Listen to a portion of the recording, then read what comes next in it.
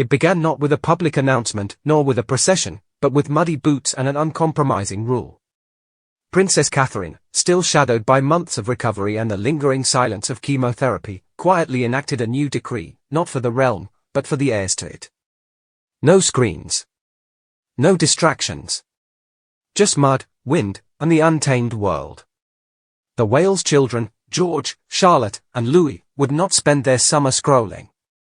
They would spend it moving, falling, scraping their knees, planting things they could not yet name, and learning, not with tutors, but with brambles and bees. And behind it all, Catherine watched, not only as a mother but as a monarch-in-waiting training her court. The phrase was repeated in quiet circles within palace staff, her summer commandment. It echoed more loudly than any speech she'd ever given. The timing was not lost on those who listened closely. Just a year earlier, Catherine's absence from royal duties had set off national concern, followed by a shock announcement, cancer, and 6 long months of chemotherapy. The world held its breath. And when she returned, she did not do so with tiaras or trumpets, but with wildflowers in her hands and the words, "Celebrate a new dawn within our hearts." That dawn, it seems, began not at Buckingham Palace, but at Anmer Hall, with children knee-deep in soil, and a mother who refused to let digital noise drown out legacy. Anmer Hall had always been a sanctuary, but this summer, it became something else. A training ground. The children rose with the sun, rode their bicycles across the estate's muddy lanes, fed animals, built fires under watchful eyes. Even rain was not an excuse. Let them play, Catherine insisted. The Wales children were not being kept away from screens as a parenting whim. They were being reshaped, prepared. For something greater. For something inevitable. While Prince George studied clouds and Charlotte journaled about dragonflies, Louis was said to have climbed trees barefoot, shouting into the wind. It wasn't simply nature. It was discipline in disguise. At Balmoral, Queen Camilla watched from afar. The king's summer retreat, once the sole arena of royal summer ritual, now stood partially empty. Catherine's decision to remain at Anmer, even after recovery, was interpreted by some as a health precaution, by others, as something far more deliberate.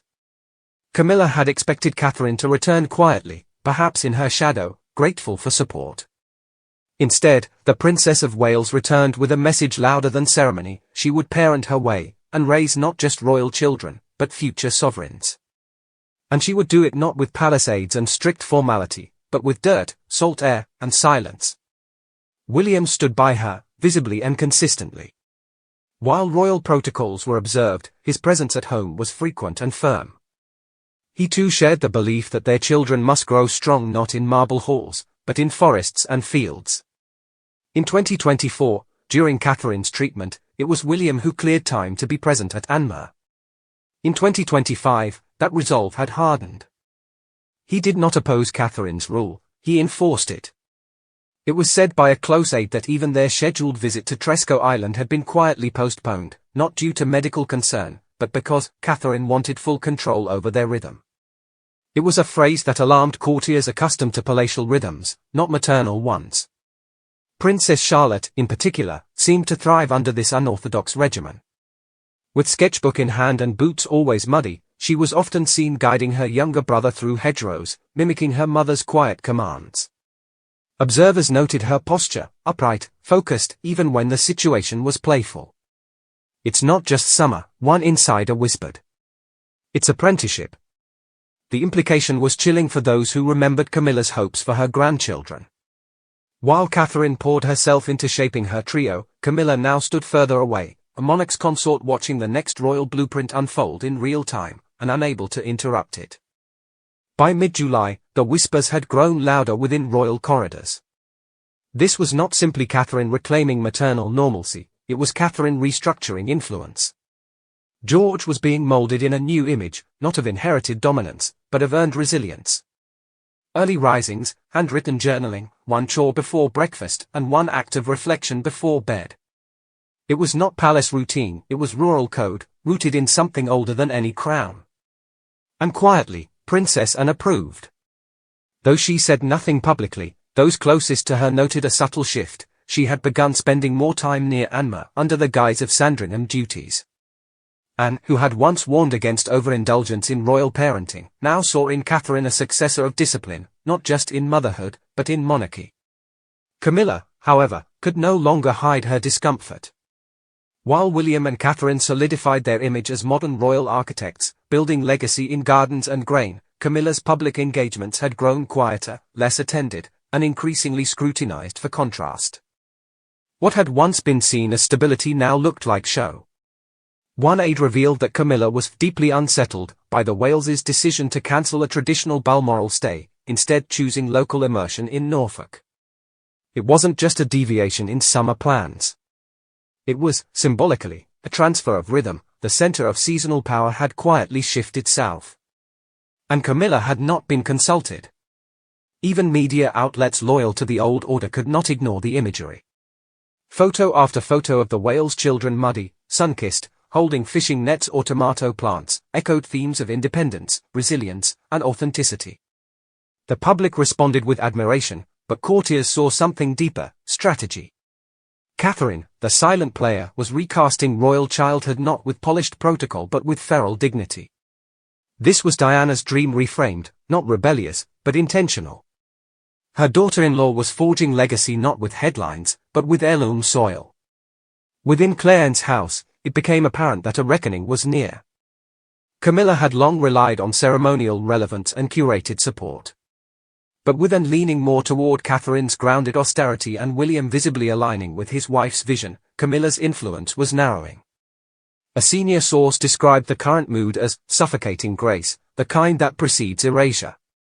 For all her years of service and sacrifice, Camilla was now a step behind a younger queen-in-waiting who had no need to raise her voice, because her discipline whispered louder than any decree.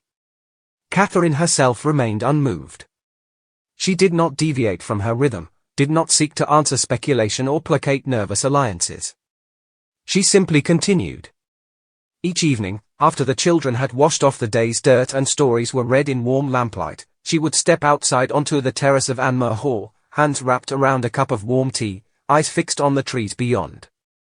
It was here, not at Westminster nor Windsor, that the monarchy's future was being weathered, tended, and shaped.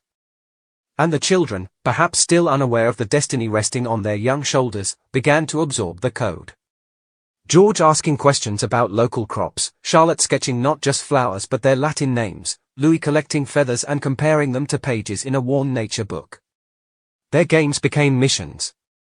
Their laughter, tinged with purpose. Catherine was not preparing them to be famous. She was preparing them to endure. King Charles, though weakened by illness, observed from a dignified distance. His trust in William was known. But his growing reverence for Catherine, unspoken, but evident in gestures, had become a quiet stabilizer behind the family wall. It was said that during their last private conversation, he had looked at her for a long time before saying simply, "You understand legacy better than anyone." She had not answered. She didn't need to. By the end of August, no statement had been issued. No new titles granted. But something irreversible had already begun. Catherine had drawn her line in the soil, not in ink. She had turned summer into strategy, children into carriers of code, and recovery into quiet dominion. The Wales household had become a micro-monarchy, not of gold and velvet, but of earth, patience, and unshakable rhythm.